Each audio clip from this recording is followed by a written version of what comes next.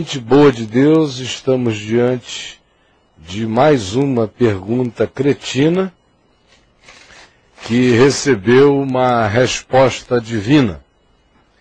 Esta, se eu não estou enganado, é a sexta pergunta cretina que foi feita a Jesus e à qual ele respondeu numa sequência de perguntas cretinas que nós certamente invadiremos respondendo a elas este ano inteiro e talvez até o próximo ano, porque são muitas as perguntas cretinas e são maravilhosas e simples as respostas divinas.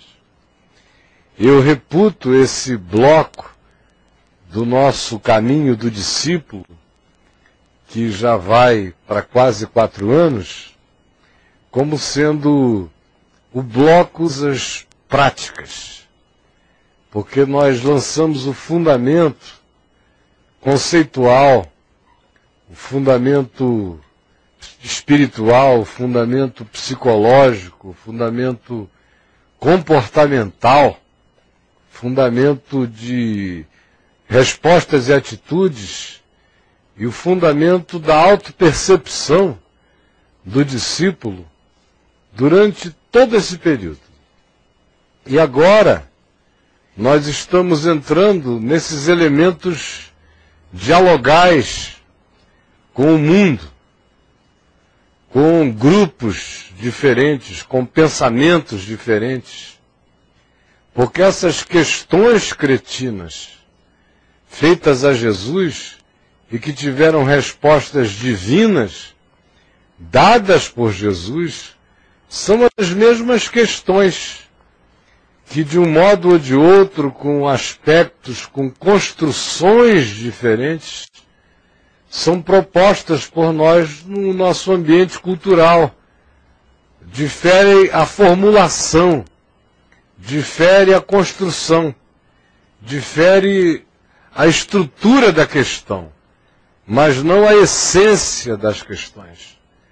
De modo que quem tiver sabedoria para discernir nos invólucros culturais diferentes a essência das mesmas cretinices postas como questões na vida para nós, também terá sabedoria de dar as mesmas respostas, não necessariamente com a mesma construção de Jesus, que adequava-se à formulação a ele proposta, mas na mesma essência, com os aplicativos da sabedoria e da pertinência, que digam respeito ao nosso tempo, ao nosso mundo, à nossa história, à nossa ambiência, à nossa época e às circunstâncias e dentro das quais nós existimos, todos nós. A de hoje é uma que volta da fariseus. Vocês lembram que essa história começa com fariseus. São vencidos, ficam sem respostas. Aí vem as autoridades do templo, foram os primeiros a chegarem. Aí os fariseus e os herodianos. Aí os fariseus e herodianos são também esmagados pela simplicidade da resposta de Jesus. Aí vem os saduceus, a classe sacerdotal e aquele partido político de natureza ética, sem transcendência. Era um partido político espiritual, como a gente viu quarta-feira passada, que cultuava o culto, que cultuava o rito e que cultuava a ética que o rito carregava e, além disso, os comportamentos propostos pelo mandamento de Deus como ritos de vida, embora eles mesmos não crescem nem em espírito, nem em anjo, nem em ressurreição, descendência alguma, mas criam que a observância do rito e da ética do rito e da ética do indivíduo se dá nessa existência. E eles eram uma espécie de epicureus teístas, porque a Grécia tinha a versão ateia, filosófica, dos epicureus, dos que não criam em nenhuma dessas coisas e em nenhum dos deuses, e em nenhuma e nem tampouco em éticas. Esses aqui têm esse culto na ética, culto no culto, e acreditam que a observância desses mandamentos fazia qualquer indivíduo se dar melhor do que os demais no mundo presente. O que quer que viesse depois era alguma coisa em relação a que eles se confessavam absolutamente agnósticos. E havia aqueles que não criam mesmo. Mas estranhamente eles tinham essa dedicação cultica e litúrgica a esses elementos, apesar da total ausência de transcendência. Eles criam que Deus existia, mas que qualquer que fosse o galardão divino para qualquer outra dimensão, era mera especulação. Eles eram, de certa forma, indivíduos atolados no Eclesiastes, no livro de Eclesiastes, sem nenhuma transcendência. E existiam apenas naquela perspectiva, na melhor das hipóteses. Como entre nós, no nosso mundo, existe muita gente que não precisa nem confessar o nome de Deus ou a existência de Deus, mas que tem uma fé extraordinária na ética, no comportamento, na cidadania.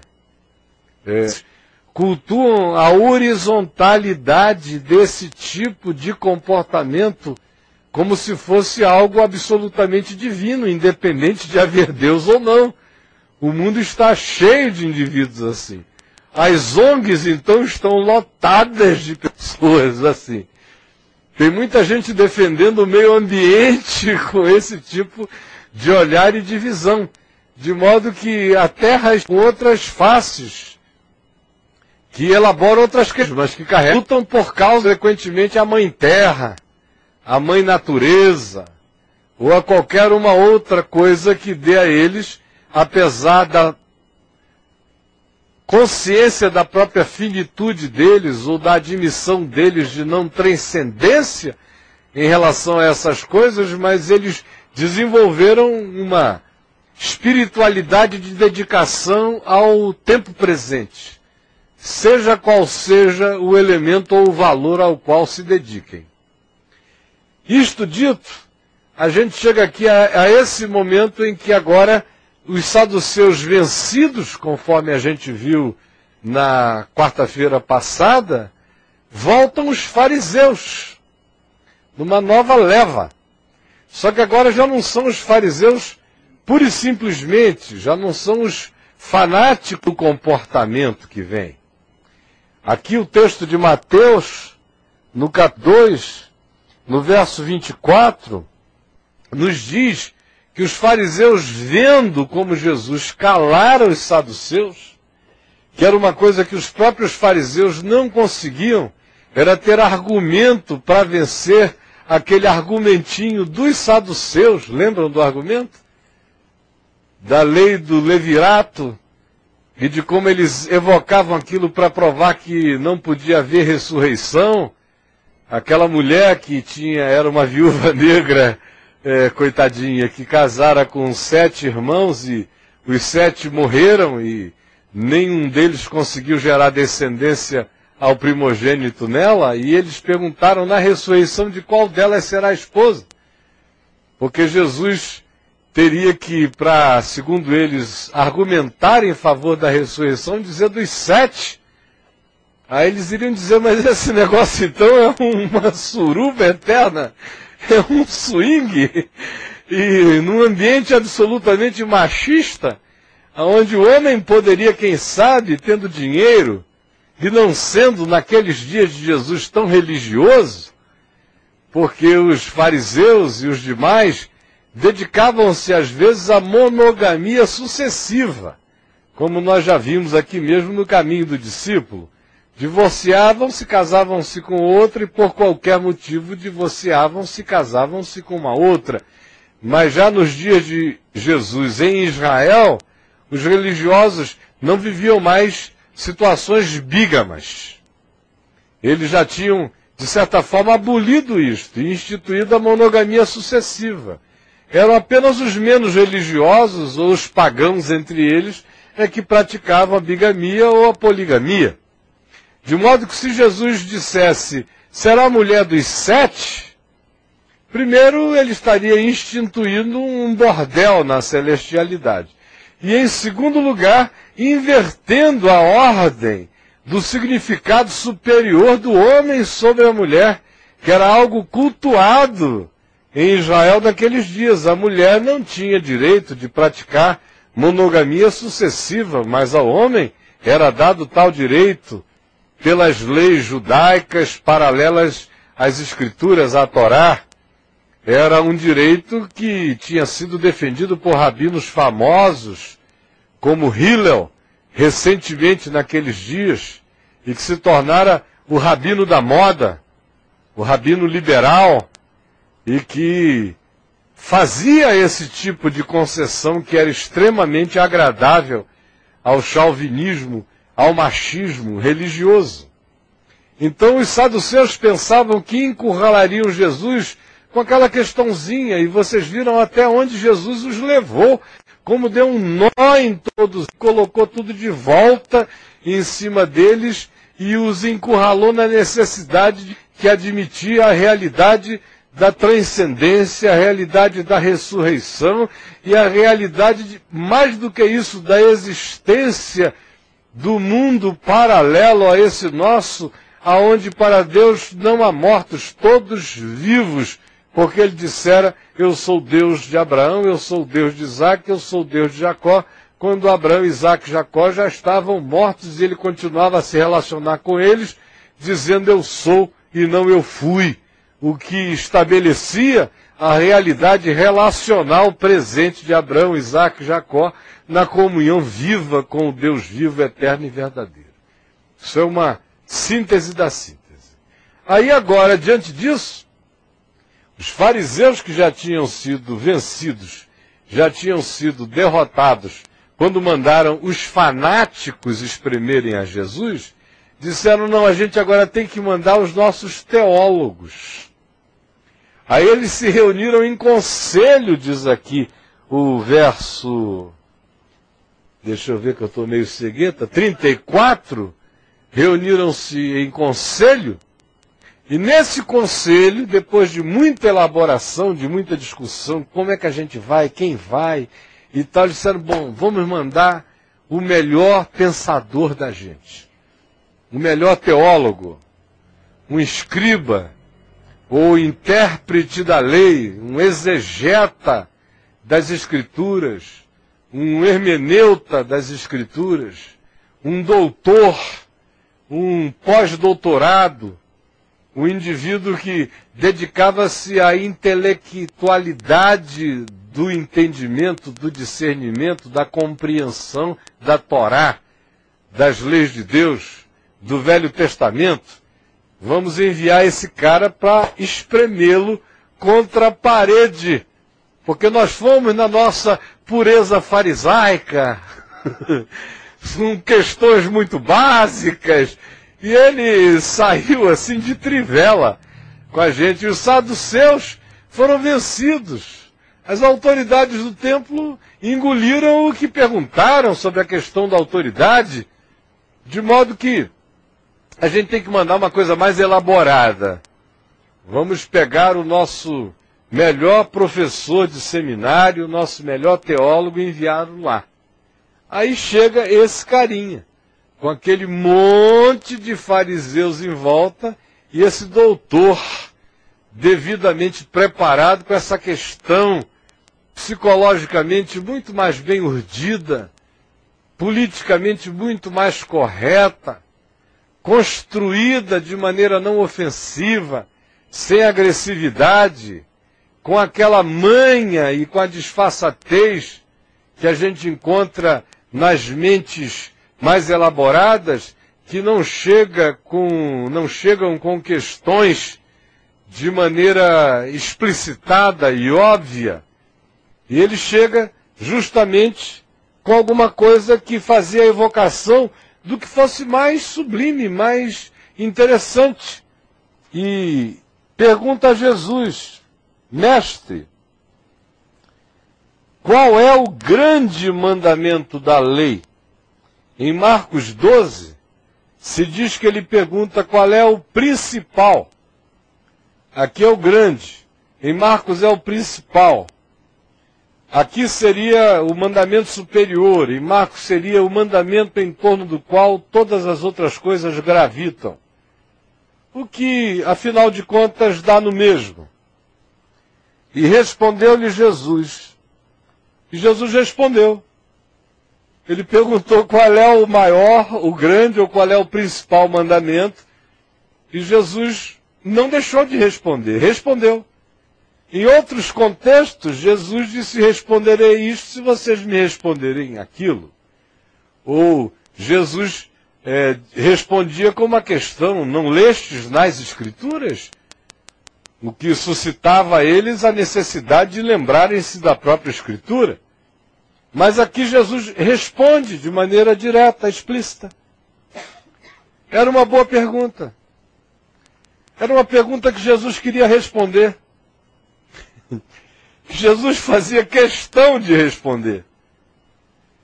Que interessava a pedagogia de Jesus responder aquela pergunta, de modo que eles, achando que estavam encurralando Jesus com qualquer coisa, estavam colocando diante de Jesus uma pergunta que interessava a Jesus.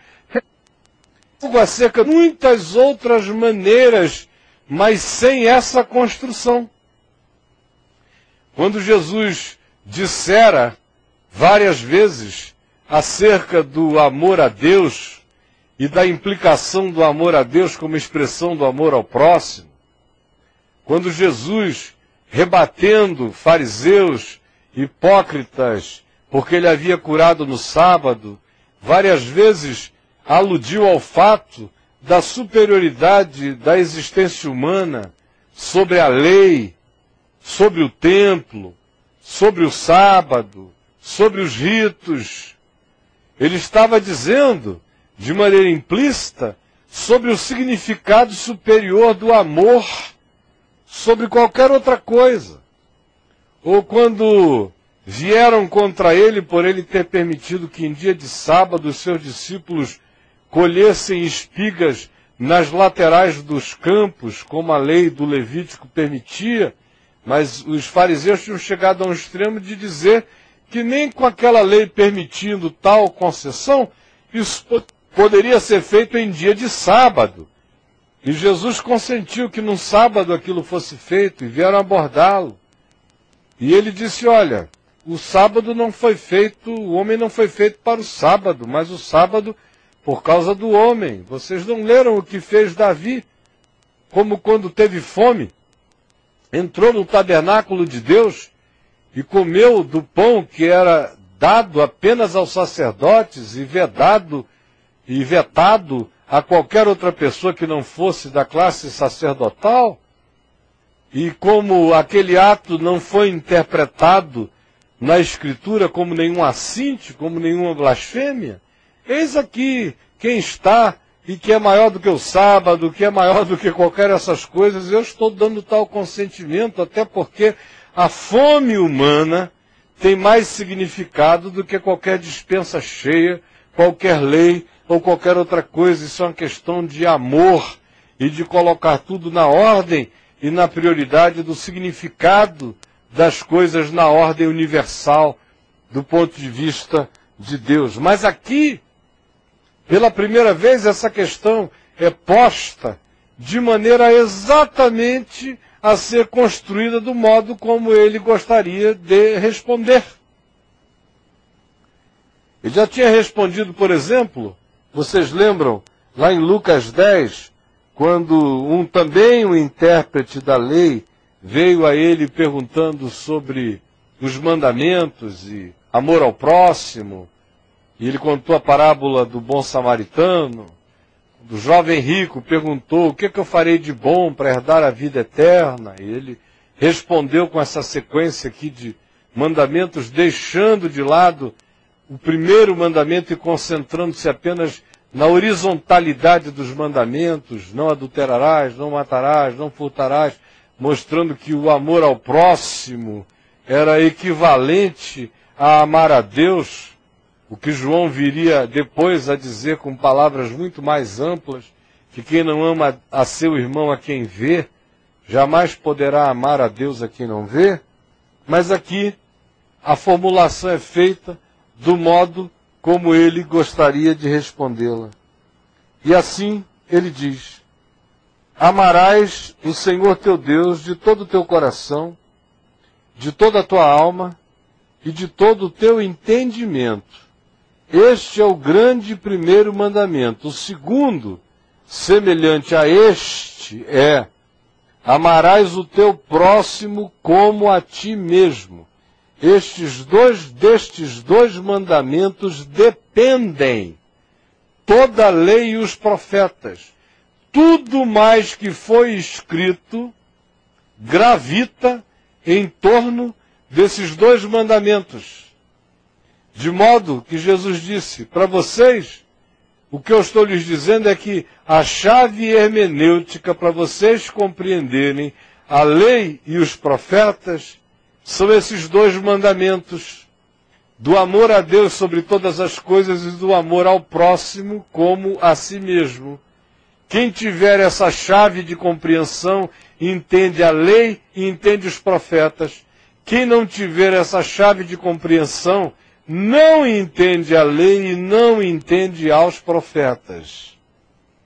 Nós hoje dizemos não que esses dois mandamentos são a chave hermenêutica para compreendermos a lei e os profetas, mas para compreendermos toda a Escritura, incluindo o Novo Testamento, para compreendermos toda a vida, para compreendermos todo o significado da existência. Nós dizemos que Jesus, o Cristo revelado e encarnado entre nós, o Verbo que se fez carne, a palavra eterna que se fez carne, e que como carne viveu, andou, se expressou, gestuou, falou, ensinou, interpretou, agiu, usou o julgamento e o discernimento, declarou a realidade das coisas. O Cristo encarnado, Jesus da história, é a chave hermenêutica para nós compreendermos o passado, o presente e o futuro de todas as coisas. Jesus, no entanto, falando com pessoas que olhavam só para o passado, só para a lei e para os profetas, lhes diz: o amor é a chave hermenêutica para vocês compreenderem a lei e os profetas, porque a lei e os profetas dependem desse discernimento do amor. Do amor por Deus, com toda a força, com todo o coração, com todo o entendimento, com toda a alma, e o amor pelo próximo como o amor que um ser humano sadio, que tem autopreservação sadia, deve ter por si mesmo. Amor pela própria vida. Sem atitude, sem espírito autodestrutivo e nem suicida. A lei e os profetas propugnam essa construção. E quem quer que viva com essa consciência em relação a Deus, e com essa consciência semelhante em relação ao próximo, esse está cumprindo a lei e os profetas. Bom, aqui em Marcos, a construção é idêntica, mas com pequenas variações, que são essas variações que eu gostaria de, para nós, chamar a atenção agora. Vamos abrir em Marcos, capítulo 12, no verso 28, porque é importante que façamos essa leitura e prestemos atenção nas pequenas adições que Marcos faz em relação ao que Mateus disse na nossa leitura original, embora cronologicamente falando, Marcos seja um texto mais antigo do que o de Mateus. Do ponto de vista, então, da cronologia, eu teria que dizer que Mateus sintetizou Marcos. Em geral, Marcos sintetiza quase tudo, mas nesse caso foi Mateus quem sintetizou Marcos. E aqui, em Marcos 12, do verso 28 até o verso 34, existem importantes adições que elucidam muito mais o que Jesus está respondendo. Chegando um dos escribas, ou intérprete da lei, tendo ouvido a discussão entre eles, vendo como Jesus lhes houvera respondido bem, ou seja, aos saduceus, perguntou-lhe, Mateus acrescenta que isso foi depois dos fariseus se reunirem em conselho. Perguntou-lhe, qual é o principal dos mandamentos? Respondeu Jesus, o principal é, ouve, ó Israel, o Senhor nosso Deus é o único Deus. Amarás, pois, porque Deus é o único Deus, o Senhor teu Deus, de todo o teu coração, ou seja, com todo o romance emocionado da tua alma, com toda a ternura do teu ser. É o significado de coração na antropologia psicológica dos hebreus. Amarás o Senhor teu Deus com ternura. Amarás o Senhor teu Deus de toda a tua alma. Nepas era a palavra hebraica original para os judeus religiosos. No aramaico, que foi a resposta que Jesus deu original a ele fez referência a algo absolutamente semelhante ao significado de alma em hebraico, que era um significado não grego. Do ponto de vista grego, a alma é psique. Está relacionado a um elemento que vem abaixo do espírito, que tem a ver com todas as pulsões dos elementos do nosso inconsciente, do nosso mundo interior, de natureza psicológica, como a gente define, sendo bem simplista na definição. Mas alma para o judeu era uma síntese de alma e espírito. De modo que o que Jesus está dizendo aqui é: ama a Deus com a profundidade mais radical do teu ser, com a tua alma, com o teu fôlego de vida, não apenas animal, mas com o teu fôlego de vida espiritual. A outra palavra que ele usa é: ama a Deus de todo o teu entendimento, significando dizer, com a tua razão, sem racionalismo, com a tua intelectualidade, sem intelectualismo, com o teu pensamento, sem filosofismo, com o teu entendimento, significando com o discernimento da sabedoria, que se submeta à revelação de Deus e a acolha e a acate com aquela fé de entrega a ela. Por isso é que eu disse, com a tua razão, mas não com racionalismo.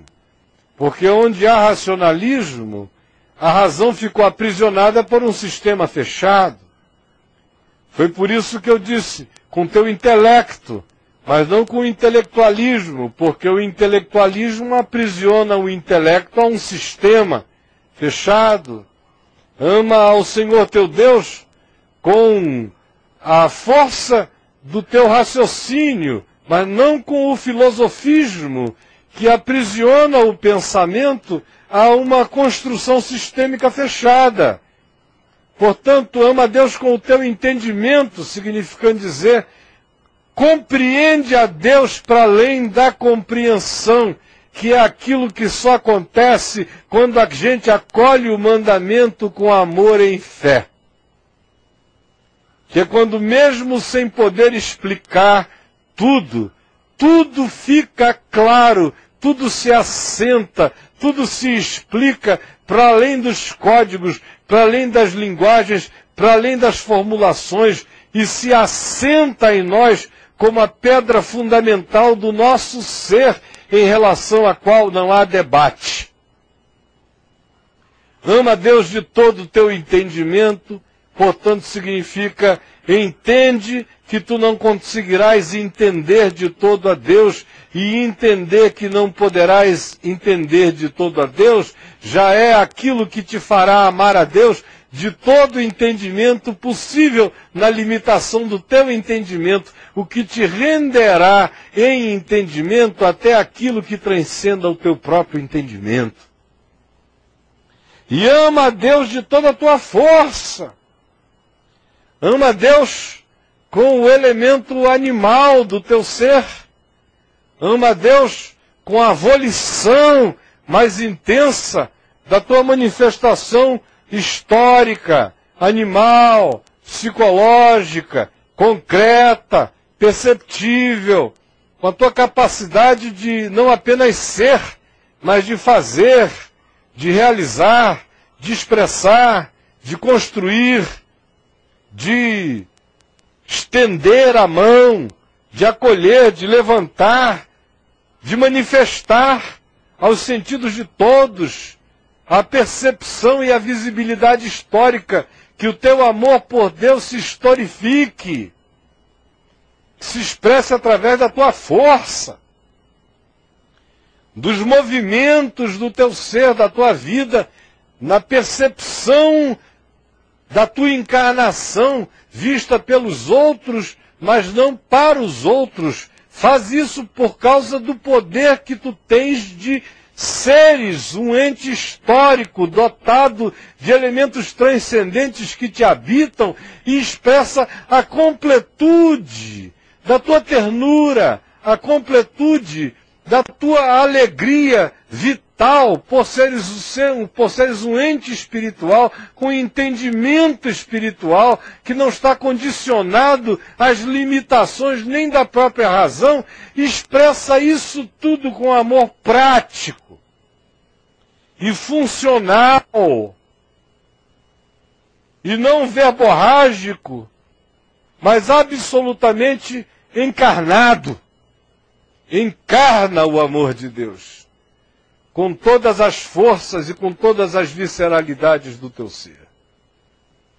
E aí ele faz essa construção, aqui em Marcos, que tem um elemento a mais do que em Mateus, que é o de toda a tua força, que em Marcos está acrescentado. E diz, o segundo mandamento é, amarás o teu próximo como a ti mesmo. E aonde ele faz a força gravitacional do amor próprio, desse sentimento mínimo de autopreservação que a gente possa ter, quando a gente ainda não tem desenvolvido uma consciência de amor próprio mais elevada, mas habita a instintualidade animal, a autopreservação. Você não mete a mão nesse fogo aqui, você no máximo passa a mão por cima dele. Mas você não bota aqui, porque senão eu não termino essa reunião, eu vou para o hospital e não vou dormir a noite inteira. Tamanha será a dor e eu me preservo. Então até a instintualidade animal carrega esse sentido de autopreservação. Mais do que isso, a nossa constituição psicológica carrega essa perspectiva de centralidade de nós mesmos na observação do mundo. Porque nós não temos o poder psicológico do deslocamento de nós para dentro do outro. Esse é um esforço, ou é uma graça, ou é um exercício, ou é uma educação que a gente busca atingir espiritual e psicologicamente através do altruísmo, através da empatia, através da simpatia, através da solidariedade. São as mecânicas operativas na psicologia humana que nos ajudam a tentarmos sentar no lugar do outro e com toda a relatividade desse assentarmos-nos lá, de lá olhamos para a vida. Porque a nossa tendência natural é nos esquecermos de que além do nosso olhar, existem bilhões de outros olhares neste mundo. O nosso instinto nos faz passar o dia inteiro pensando no que a gente vê. Vocês, por acaso, já se deram conta disso? Que a gente passa o dia inteiro pensando no que a gente vê. Ó, tem um negócio aqui, ó, tem outro ali. Ó, não. Ninguém fica dizendo, o que será que fulano está vendo? Lá do lugar onde ele está, como será que ele está enxergando? Do ângulo dele, como é que ele vê isso aí? Só pessoas que chegaram a um nível de compreensão da sua relatividade é que fazem esse exercício de trasladamento relativo para dentro do outro, para dizer como será daquele lugar, como é que será Sago, como é que será ser o Chico, como é que será ser o Loedi, como é que será ser a Dora, a Négia? Como é que será ser o Carlos? Como é que será ser o Wild? Como é que será ser o Kenneth? A gente raramente faz essas perguntas, só pessoas que vão se exercitando muito no amor é que fazem essa questão toda hora. Do contrário, isso é muito raro na gente. Muito raro. Mesmo os profissionais treinados para cuidarem do próximo, raramente fazem essa pergunta. O psicólogo se assenta na sua frente e fica tentando te sacar. Mas raramente ele fica querendo te encarnar. E dizer, como será ser ele? Ele fica de fora com um bisturi psicológico fazendo autópsia sua. Se ele tivesse a compreensão de fazer uma psicologia de trasladamento, de solidariedade, de misericórdia, de altruísmo, de encarnação, de diminuição, de transformação da sua pseudo-sapiência na ignorância do outro e olhar de lá para cá, a maior parte dos tratamentos psicológicos teriam soluções muito mais breves. Mas eles ficam assim, de longe. Enquanto o cara fala, ele fica dizendo o que é que mestre Freud disse, o que é que mestre Jung disse, o que é que Rogers disse, o que aí começa a procurar. As escolas, por onde é que eu entro, tem também a vaidade de dizer um negócio importante, que choque o cliente para ele voltar. Mas não há amor, não há encarnação, não há, nem nos que são pagos para fazer isso. O Wild, por exemplo, é médico. Se a faculdade de medicina teve uma cadeira lá sobre solidariedade, altruísmo, misericórdia, compaixão, e o médico colocar-se dramaticamente no lugar da vítima, do operado, se essa cadeira existisse lá, a medicina seria de uma outra natureza, ao contrário. O que é ensinado de maneira tácita é distanciamento, não se envolva. O argumento é para não ter parcialidade do seu julgamento. É por isso que você pode ficar passional demais, pode se envolver demais, pode se apaixonar demais. Depois de um tempo nos hospitais, os médicos vão fechando os olhos dos defuntos como quem fecha portas.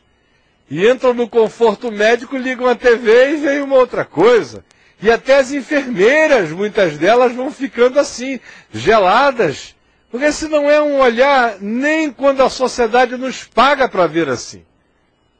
Agora imagine nas agências de publicidade, se esse olhar existe, a não ser na perspectiva de dizer como é que esse idiota olha para o mundo para a gente enganá-lo melhor.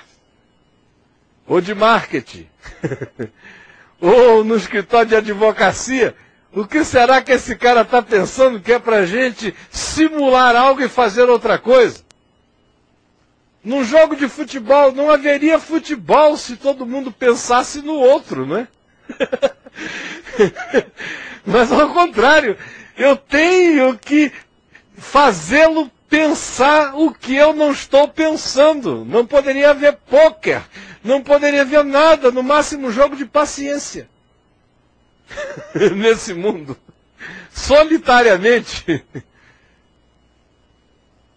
Mas o jogar pressupõe o esconder, pressupõe a valorização do meu olhar, e pressupõe o encobrimento do meu olhar em relação ao dele, e o exame do dele apenas para utilidade minha.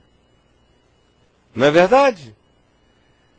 E em todas as demais perspectivas da vida, você não vê as pessoas serem educadas para fazerem esse trasladamento que se transmuda de mim para o outro, sendo esse, para a maioria, um exercício quase impossível. Porque nós estamos centralizados em nós mesmos, o dia inteiro. O melhor de nós, o mais altruísta de nós, olha com os seus olhos, interpreta com as suas interpretações, sente a partir de si mesmo uma maioria das coisas nesta vida. Os em processo de santificação é que começam pelo amor a buscar essa viagem. Do contrário, até o meu melhor amigo eu enxergo-o de fora. A menos que alguma coisa muito trágica aconteça com ele, eu me aproximo mais dele, mas ainda digo, coitado, que pena, meu Deus, que tragédia. O que eu posso fazer para ajudá-lo? Mas raramente a pessoa diz, o que será ser ele hoje, agora, nesse estado? E a maioria de nós se esquiva dessa questão já a priori dizendo, não dá nem para eu imaginar. Então eu já fico aqui mesmo, nem tento fazer a viagem na direção do outro, porque não dá nem para eu imaginar. Aí não dará jamais. Jesus, todavia, pega esse elemento negativo do nosso egoísmo, usa esse veneno para fazer um antídoto.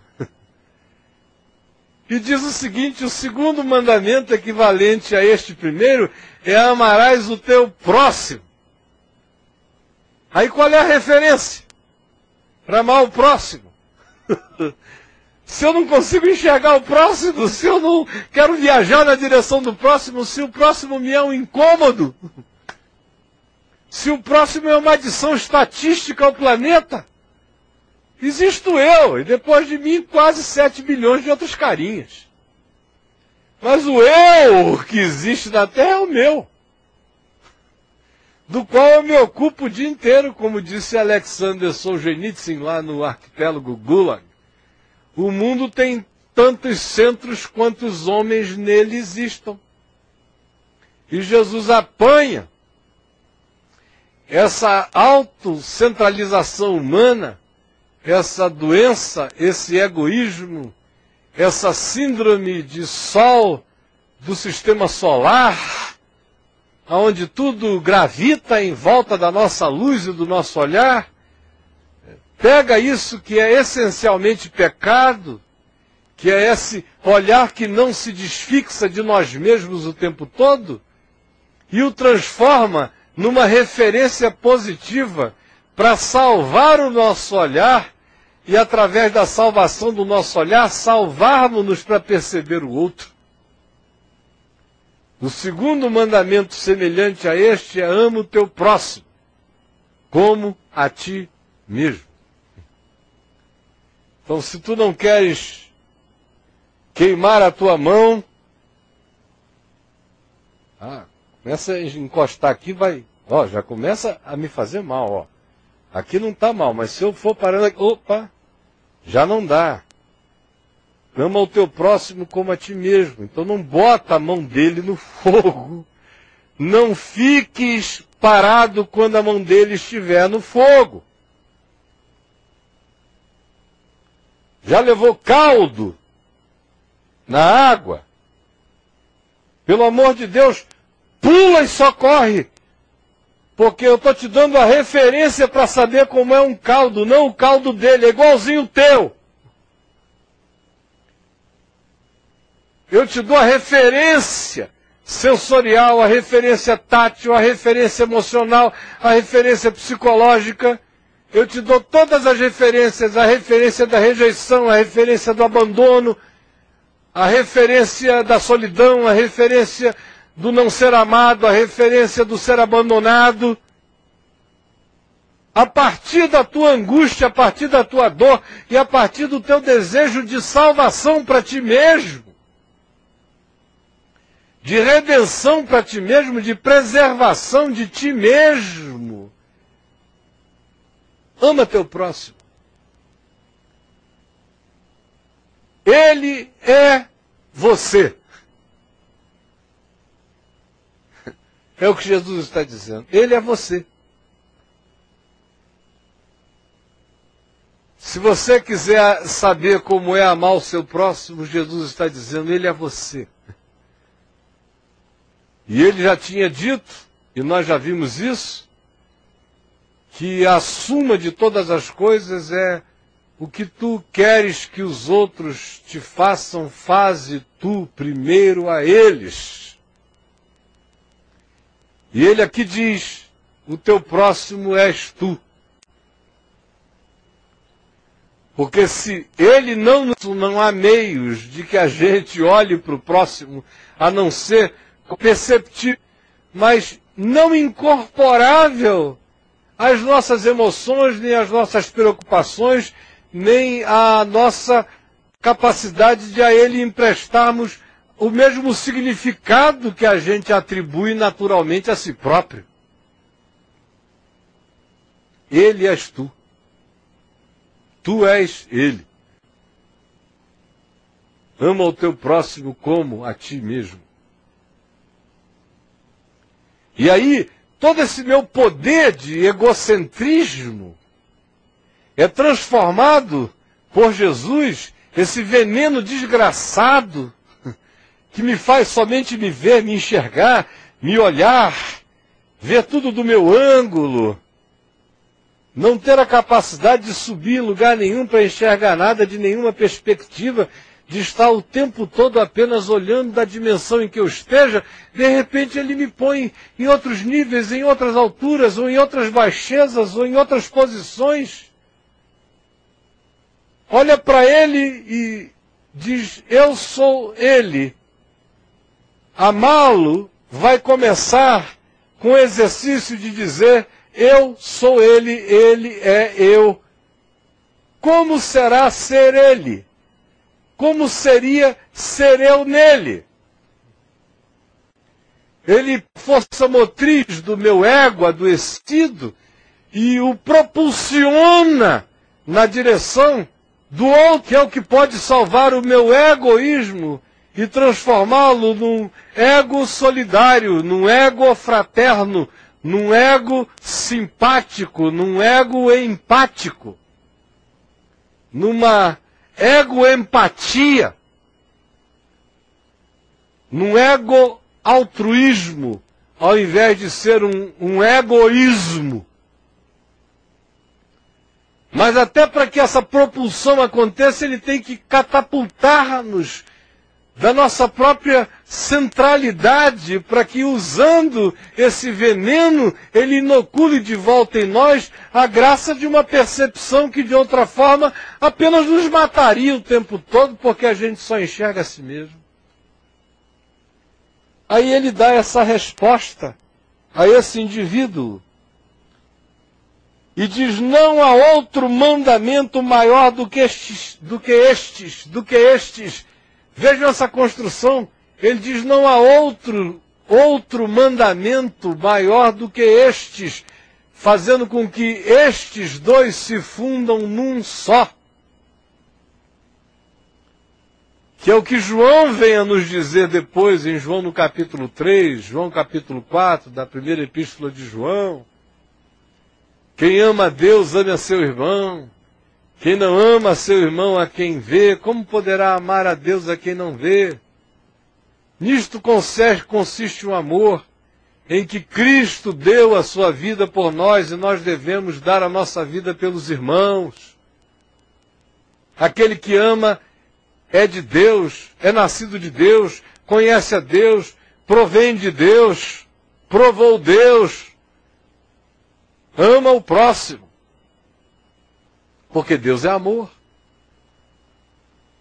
Então ele diz, nenhum outro mandamento é maior, é principal, é superior a estes, como em Mateus ele dissera, toda a lei e os profetas ficam sem sentido se o eixo, se a estrela de primeira grandeza, em torno da qual todas as outras coisas venham a gravitar, não seja esta.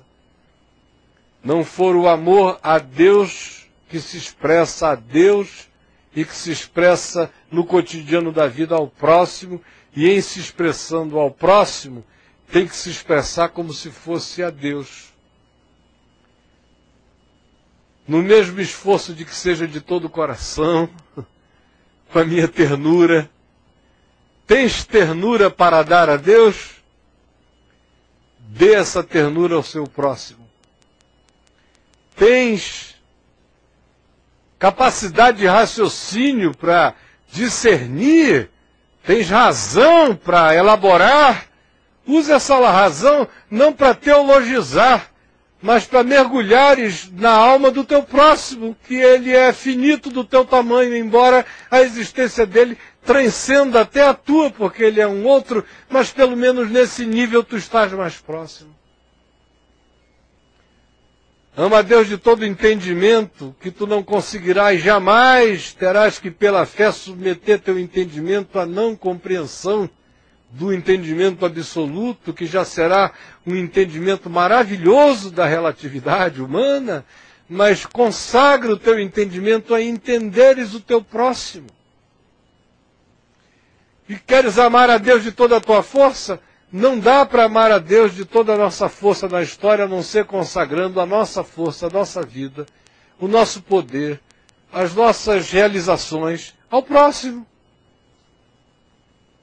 Porque como é que eu vou amar a Deus com toda a força? O que eu vou carregar para Deus? Que ajuda o Senhor está precisando? Vai fazer mudança? O que o Senhor está precisando de mim? Ó, estou taludo. Estou aqui, disposto. Esse amor por Deus só tem um endereço de fisicalidade na história. É o meu próximo. E a criação como um todo. A partir do meu próximo, todas as outras criaturas, criadas por Deus.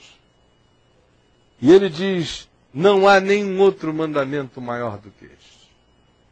O que nos remete imediatamente para Paulo, em Gálatas, no capítulo 5, quando Paulo nos diz exatamente isto. Que o fruto do Espírito é amor. Amor, alegria, paz, bondade, longanimidade, mansidão, domínio próprio, fidelidade e domínio próprio. E ele acrescenta, Gálatas 5, do verso 22 até ao verso 23, quando ele diz, contra estas coisas não existe nenhuma lei. Nenhuma lei. Qual é a lei que vai se levantar para julgar o amor? Qual é o espírito da lei? Ela não começa mandando amar ao Senhor teu Deus, a não ter ídolos, porque quem ama a Deus não tem idolatrias. Quem tem idolatrias não ama a Deus. Quem santifica a vida Não um dia, mas no Espírito de Jesus, todos os dias, da vida toda, o tempo todo, a sua vida e a vida do próximo, aonde toda segunda-feira é sábado, toda quinta é sábado, todo dia é sábado, sábado virou todo dia, virou o tempo todo, virou toda hora, virou a hora toda. Quem assim faz, o faz por amor. Se fizer por ritual, está apenas cumprindo de maneira funcional, militar ou cidadã, ou hipócrita a observância de uma legislação oca e vazia.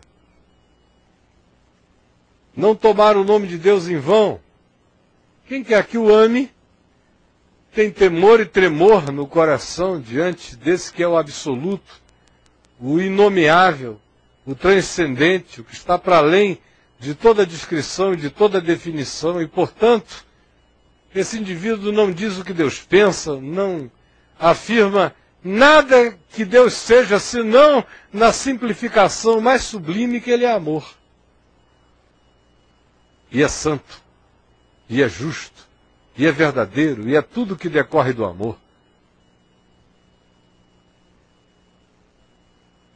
E os demais mandamentos, como honra teu pai e tua mãe, são mandamentos do amor.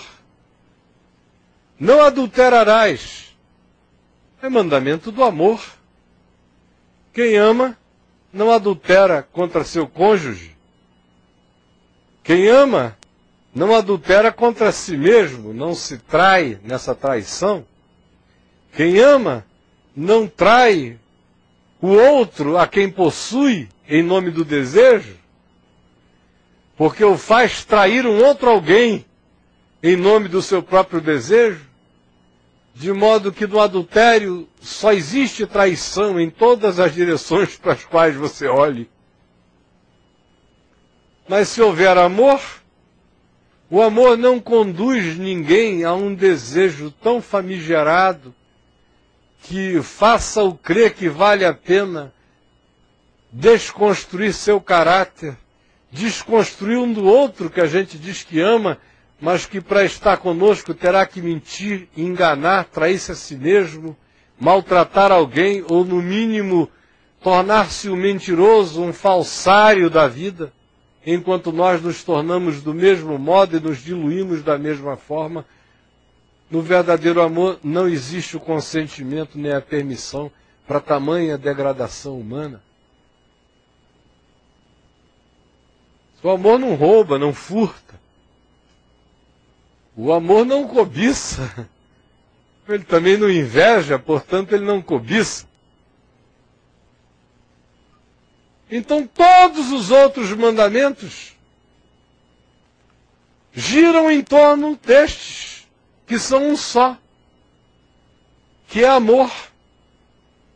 Assim como Paulo diz, esse é o fruto do Espírito de Deus em mim, o fruto do Espírito de Deus em você, é o amor. Levaria outras epístolas e mais 4 décadas em relação a 3 décadas em relação a Paulo, e mais 50 anos em relação a João, para a gente chegar a esse ponto em que esta fala única de Jesus, que diz isso tudo, pudesse ser expressa por Paulo, por João e por outros, na elaboração disso que, numa síntese absolutamente maravilhosa, Jesus já tinha dito por completo. Agora, o interessante é que o intérprete da lei compreendeu. O cara era bom de exegese e de hermenêutica bíblica. Não dá para negar.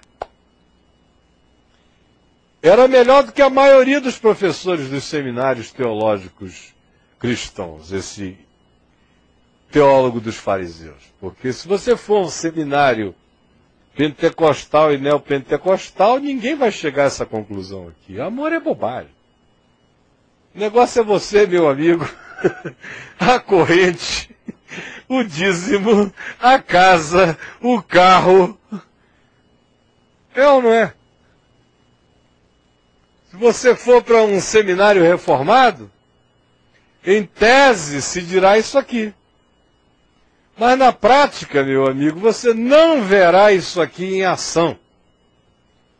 Você verá o espírito da competição, da cabala, das lutas uns contra os outros, da busca de prevalência, dos cargos, das posições, das oficialidades, das importâncias. A divisão entre clero de um lado e povo do outro. Crente comum e oficiais sacros. Isso tanto no catolicismo como no protestantismo, com palavras diferentes, mas com as mesmas importâncias. O catolicismo mais honesto nessa confissão, o protestantismo mais hipócrita, porque diz que não admite isso e faz tudo isso de maneira muito piorada. E no mundo pentecostal, então, os católicos viraram coroinhas do reinado de papados, de separação, porque tem até quem diga, sob a minha cobertura você existe em maldição. Sem a minha cobertura você existe em maldição. De tão superiores que essas criaturas se tornaram. De tão luciferianas que elas se puseram em relação ao próximo. De tão dissociadas do próximo que se tornaram. De tão ausentes de qualquer comunhão com a realidade do próximo que se posicionaram e que se colocaram na vida. Desgraçadamente, este é o fato. Então vejam só como este teólogo aqui era melhor do que a maioria dos que estão por aí. Olha só o que ele diz para Jesus. É claro que ele está dando uma de sapiente. Mas até na sapiência dele, ele é mais sofisticado. Infinitamente mais do que quase todo mundo que eu conheço por aí. Porque, além de tudo, ele tem um poder de síntese extraordinário. Ele cita Levítico, ele cita Deuteronômio, ele cita Oséias, sem mencionar os profetas, mas dizendo o que estava dito. Faz um arranjo lindo do que Jesus disse, da seguinte forma: disse-lhe o escriba. Ainda teve essa ousadia, o cara, de numa sofisticação extraordinária sair com esta. Muito bem, mestre. Muito bem, mestre. Ai, meu Deus, é porque esse cara não considerava Jesus quem Jesus era. Agora, para mim, que olho para Jesus, vendo Jesus quem Jesus era, esse negócio aqui é assim, de uma pateticidade maluca, né? O cara chegar e dizer, muito bem, mestre. Parabéns, Jesus. Ah, que coisa linda, que bonitinho. Muito bem, mestre. E com verdade disseste que ele, porque eles não mencionavam o nome de Deus, ele, o inominável, ele é o único. E não há outro senão ele. Aí ele aqui já cita o texto de Deuteronômio 4, já inclui aqui essa: ouve, ó Israel, o Senhor nosso Deus é o único Deus. Nesse ele que não menciona o nome de Deus, ele já trabalha com as categorias do monoteísmo radical e da realidade de que quando Deus se revelou a Moisés, ele não disse nome algum, somente dizendo, dize ao povo de Israel que eu sou. Ele é o outro, é o único, e não há outro senão ele. E que amar a Deus de todo o coração, de todo o entendimento e de toda a força, e amar ao próximo como a si mesmo, excede a todos os holocaustos e sacrifícios, e citou Oséias. O bicho era bom. Oséias 6:6. Só que ele era tão sofisticado, ele não era evangélico, senão ele ia dizer, de acordo com Deuteronômio, capítulo 4, verso 34, se tu estás certo, tem bases bíblicas, de acordo também com Oséias 6:6, Não, ele era mais sofisticado, mais poético, mais bonito. Vendo Jesus que ele havia respondido sabiamente, o que é uma outra coisa extraordinária é essa imparcialidade de Jesus, né? O cara respondeu com sabedoria, ele admitiu. A primeira admissão de Jesus é que o sujeito respondeu com sabedoria. Que o indivíduo conseguiu sair do que ele mesmo propusera sem se engatar demais. E fez no espírito do que Jesus dissera quando disse que daquele mandamento do amor a Deus e ao próximo, todas as outras coisas dependiam, a lei e os profetas. Ele pegou um representante da lei, Moisés, Deuteronômio 4, e pegou um profeta, Oséias, e olha só a sabedoria, e fez tanto Moisés, tanto a lei, quanto os profetas amarrarem o que Jesus tinha dito, concordando. E Jesus viu que o homem se saiu sabiamente. Arranjou uma escapulida belíssima. E aí Jesus declarou-lhe: não estás longe do reino de Deus. Não estás longe do reino de Deus. E ninguém mais ousava interrogá-lo. Aí foi quando Jesus começou a fazer perguntas para esses caras. Eu vou ler só a pergunta que ele fez. Ensinando no templo, perguntou: como dizem os escribas que o Cristo é filho de Davi? O próprio Davi falou pelo Espírito Santo. Disse o Senhor ao meu Senhor: assenta-te à minha direita até que eu ponha os teus inimigos debaixo dos teus pés.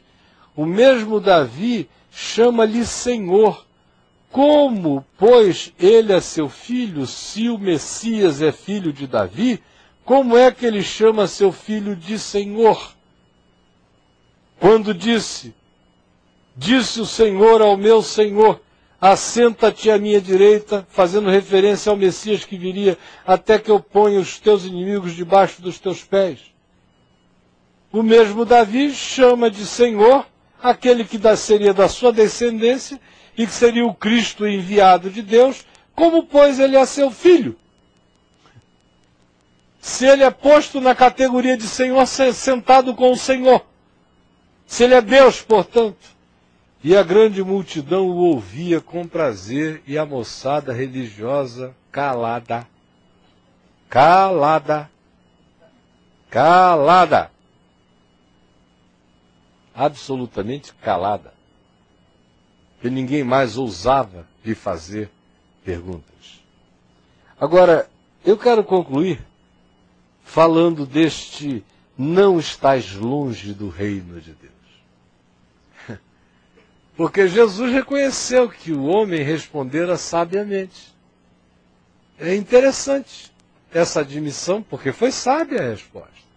A construção intelectual foi perfeita. Ele, quando viu que Jesus tinha dito o que era para ser dito, e que não havia como contestar, o que ele iria argumentar? Não adulterarás é mais importante do que essa lei. Honra teu pai e a tua mãe. Era um reducionismo, ele não poderia dizer isso. Porque no ama teu próximo está incluído meu pai, minha mãe, o mundo inteiro. O que ele iria dizer? Não, o sábado vem primeiro? Não, quem ama a Deus, o mais vem no pacote. Que outro argumento teria ele? Ele disse, bom, não há mais o que falar.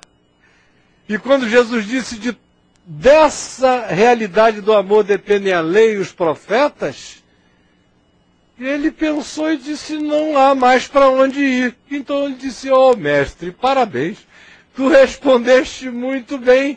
Aí citou Moisés, Deuteronômio 4, 34, 35, 36, e dizendo, é isso mesmo, o Senhor nosso Deus é o único, é o absoluto, ama-o de todo o coração, de toda a tua alma, de todo o entendimento, de toda a tua força.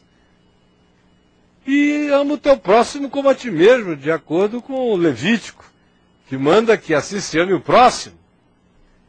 E citou ainda Oséias, entre os profetas, porque está escrito mesmo, que o Senhor não se agrada de sacrifícios nem de oferendas, mas de misericórdia, de amor, de compaixão.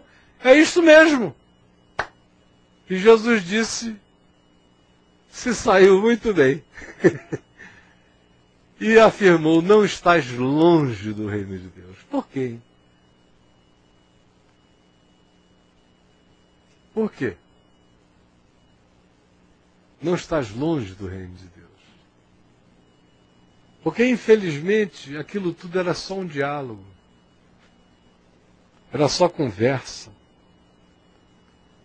Começara como uma disputa, terminara como uma saída inteligente. Começara como uma argumentação de natureza armadilhosa, do ponto de vista do que se montava como pegada, como arapuca, como ardil. Portanto, iniciara num raciocínio ardiloso e terminara numa conclusão de uma sabedoria inegavelmente evasiva, que dava razão absoluta ao que era verdade e, ao mesmo tempo, se retirava com os argumentos da intelecção, usando a razão para não ficar mal. Mas não tinham saído do plano da logorreia. Não tinham saído do plano dos pensamentos. E manter a vida no plano dos pensamentos é ainda mantermos-nos fora do reino de Deus. Foi o que Jesus disse a Nicodemos, tu és mestre em Israel e não compreendes estas coisas? Quem não nascer da água e do Espírito não pode ver o reino de Deus. Aí veio a argumentação. Lembra que Nicodemos começou com lógica? Mestre, sabemos que tu és vindo da parte de Deus por causa de uma lógica de causa e efeito. Porque ninguém pode fazer os sinais que tu fazes se Deus não estiver com ele. Aí Jesus disse, olha, abandona esse raciocínio tolo, newtoniano. Nós estamos trabalhando com qualificações supra, ultra, quânticas, que fazem o quântico ser ainda aritmética de estúpidos. Para com isto.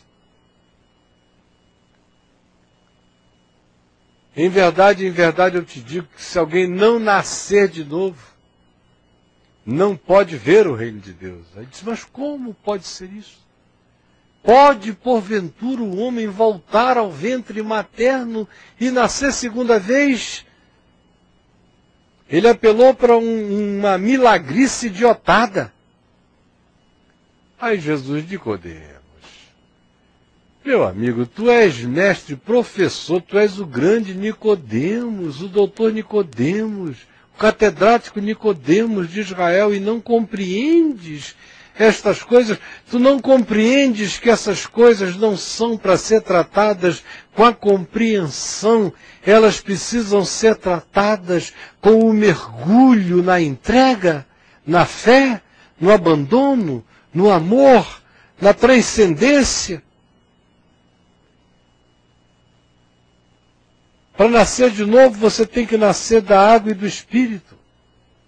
Você tem que nascer da metanoia do arrependimento, que se volta sem questões a Deus, e da transformação profunda do Espírito no coração, que é fruto do coração ter se aberto para Deus, ter entendido a sua própria condição caída e ter sido iluminado pela graça divina e ser, portanto, pelo arrependimento, pela água e pelo Espírito, que é esse trabalho interior de Deus que nos ilumina em todas as coisas, se tornar uma nova criatura, como viria a dizer Paulo depois, afirmando a mesma coisa.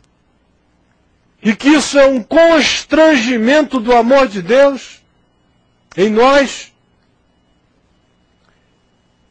que tudo começa no amor de Deus e tudo termina no amor de Deus, que o amor de Deus é o alfa e o ômega de todas as coisas, que eu só o amo porque ele me amou primeiro. Então pare com essas lógicas tolas e entenda que o que eu estou falando é de alguma coisa que vai alterar a sua consciência, fazer você produzir fruto de uma metanoia, de uma nova mente, não de uma nova intelectualidade, mas de fruto de uma nova vida, frutos do amor, alegria, paz, bondade, longanimidade, fidelidade, mansidão, domínio próprio, e que isso é obra do Espírito.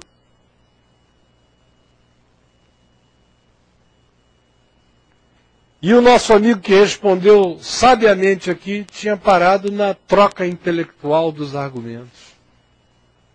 Aí Jesus disse, tu não estás longe do reino de Deus. Pelo menos a compreensão intelectual do significado central do amor tu admitiste. Mas agora, para que o reino entre em ti e tu entres no reino, é preciso que tu mergulhes no amor. Que o amor deixe de ser um conceito, uma filosofia, uma articulação, um diálogo, um palavreado, um discurso, e se transforme de fato em carne, sangue e entrega na prática da tua vida. Conforme João viria nos dizer depois, e com cuja leitura eu concluo esta noite do caminho do discípulo para nós. Primeira epístola de João, não para ser comentada, apenas para ser lida na sua beleza simples e extraordinária. E eu vou ler a partir do verso 13 da primeira epístola de João, capítulo 3, até o final do capítulo 4. Irmãos, não vos maravilheis se o mundo vos odeia. Nós sabemos que já passamos da morte para a vida, por quê, hein? Por quê, hein? Porque fomos batizados? Porque amamos os irmãos.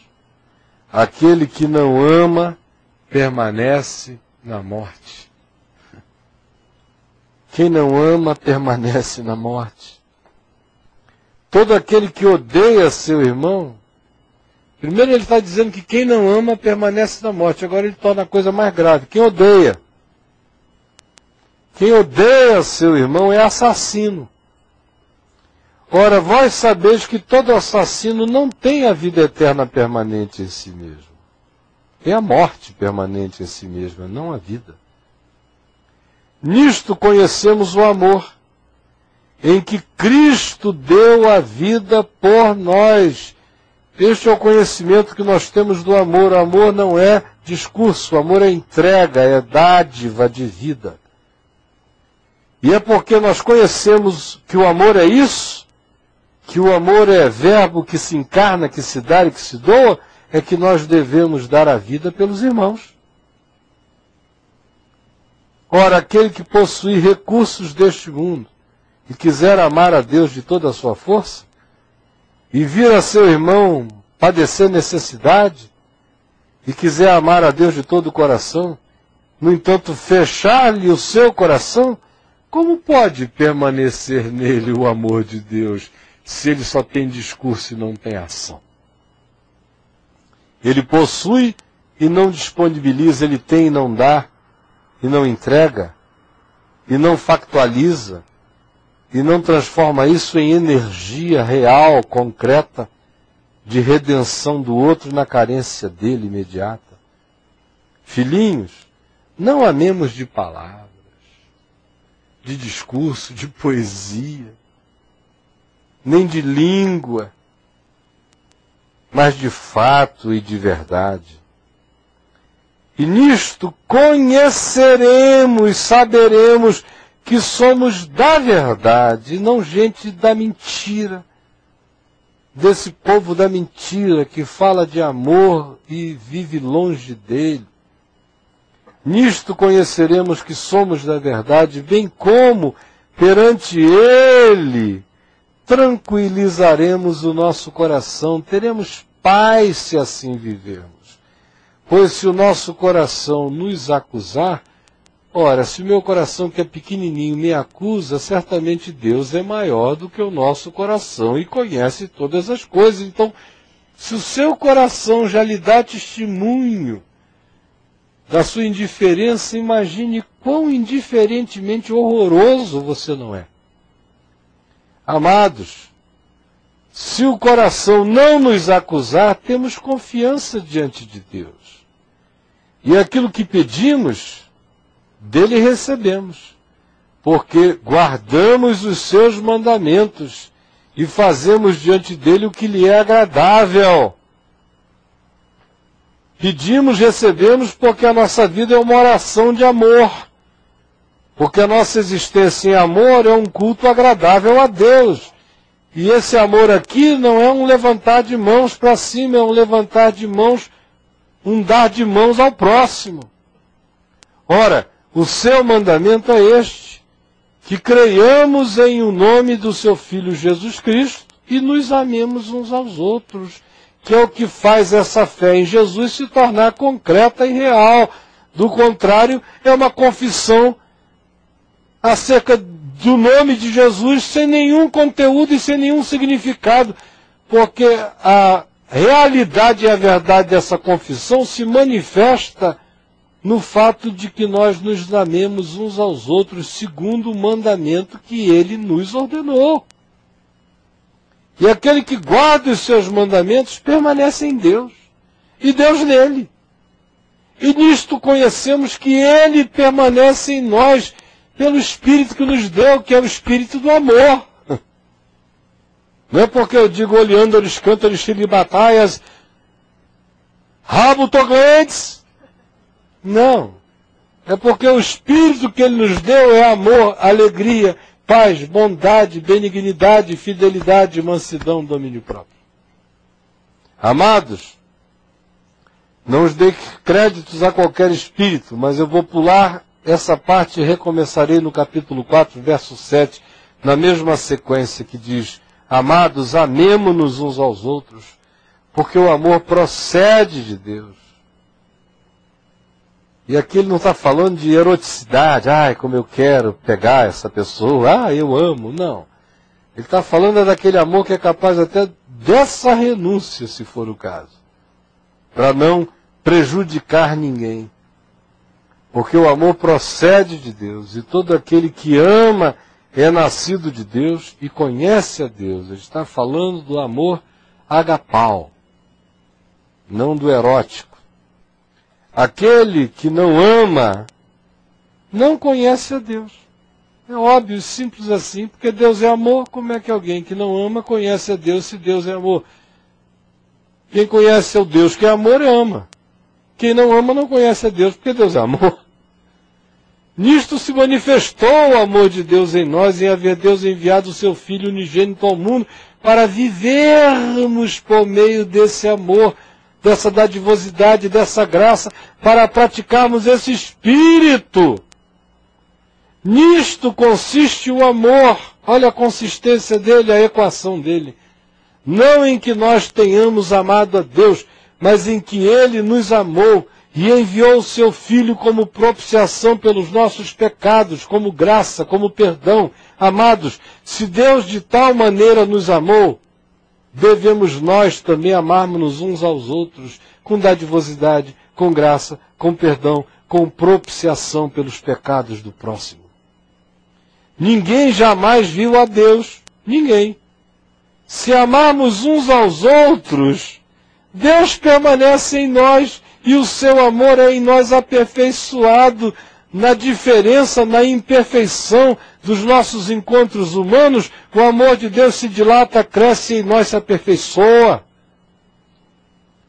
Porque amar o perfeito não me aperfeiçoa, o que me aperfeiçoa é amar o imperfeito, sendo eu também um imperfeito, que me esforço por amar.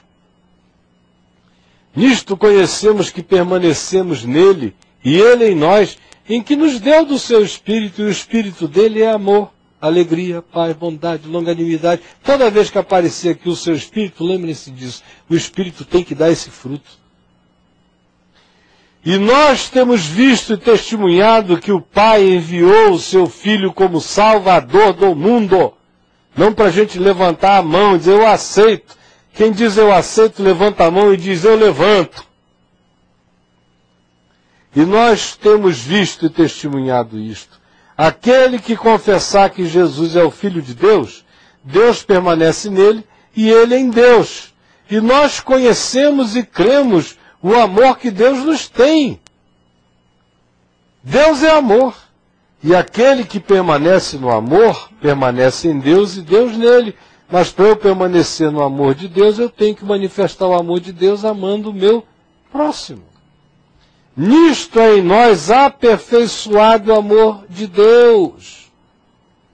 Para que no dia do juízo mantenhamos confiança, o amor de Deus se aperfeiçoa nesse encontro humano, da nossa imperfeição com a imperfeição do outro, sendo nós todos na mutualidade desse encontro, sendo aperfeiçoados nesse amor absoluto que em nós é relativo, mas que cresce em aperfeiçoamento pela sua prática constante, perseverante, e jamais desiste desse absoluto que em nós quer crescer e nos encher. Nisto é em nós aperfeiçoado o amor, para que no dia do juízo mantenhamos confiança. Pois segundo ele é, também nós somos neste mundo, nós estamos aqui para sermos uma reprodução desse amor de Deus. No amor não existe medo, claro que não. Eu vou ter medo de quê? Do inferno? Do diabo? Do juízo? No amor não existe medo, no amor não existe culpa, no amor não existe sombra, no amor só existe luz. No amor não existe medo. Antes, o perfeito amor, que não é o meu amor, é a minha compreensão do amor de Deus por mim, que é acolhida pela fé e que me emula para amar os meus irmãos, sem a arrogância de nenhuma realidade absoluta, mas na minha relatividade, buscando absolutizar os extremos da minha relatividade, num amor sem desculpas e sem pretextos para que não aconteça. Antes, o perfeito amor de Deus plantado em nós lança fora o medo. Ora, o medo produz tormento. Portanto, aquele que teme ainda não foi aperfeiçoado no amor.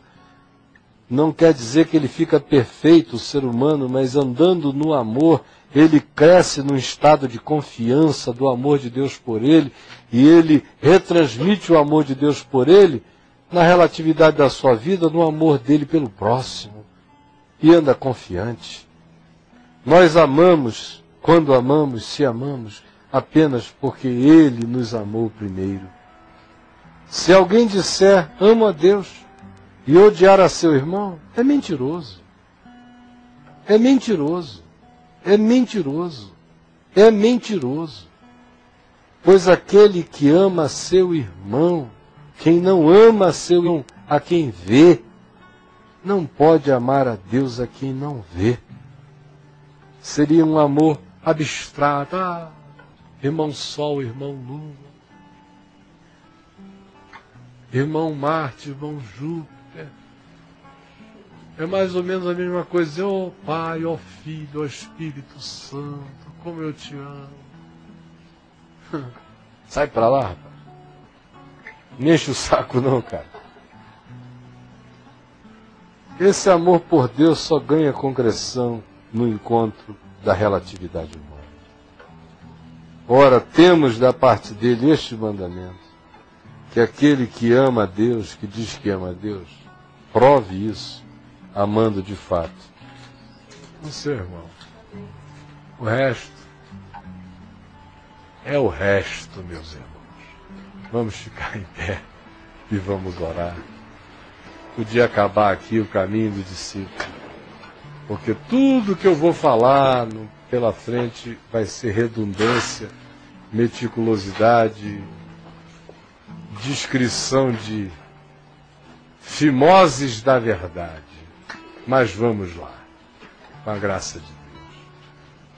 Paizinho querido, nós pedimos que a Tua palavra cresça em nossa vida, que nós sejamos salvos de nos tornarmos filhos do discurso e permanecendo fora do reino, ouvindo de Jesus que a nossa elaboração é sábia, mas nós não somos salvos por elaboração, do amor de Deus em fé, e pela prática da fé como expressão dela em amor, seguindo a verdade em amor, num amor que não é abstrato, que tem as concreções que Tu propuseste na vida e no encontro de uns para com os outros.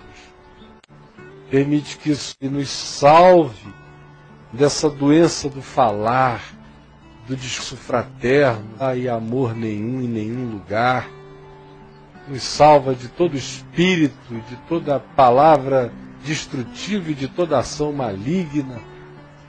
Permite que nossa ternura por Ti se transforme em ternura pelos irmãos, amando-nos nós ardorosamente com amor fraterno. Permite que o nosso entendimento espiritual se transforme em entendimento do estado e da condição dos nossos irmãos. Que a nossa força para Deus seja a nossa força na direção do nosso próximo, dos nossos irmãos e da vida. E permite que essa nossa centralização no nosso ego misericordiosamente seja transformada numa catapulta que converta o nosso egoísmo em ego-altruísmo. E a gente vá crescendo na capacidade de tentar ver com o olhar do outro, tentar andar com o peso do outro, com o fardo do outro, com a limitação do outro, com a lerdeza do outro, com a pobreza do outro, para que a gente, em discernindo, a gente se doe, que a gente se entregue, porque este é o Teu amor, é entrega e não é conversa. Por favor, realiza essa graça e ajuda-nos a realizarmos, porque a graça suprema já foi realizada quando Jesus veio e fez. E agora nós temos o mandamento para irmos, sermos e fazermos. Nós queremos tomar o compromisso conosco, no nosso coração, de pararmos de pedir aos céus que nos dê esse poder, porque esse poder já nos foi dado.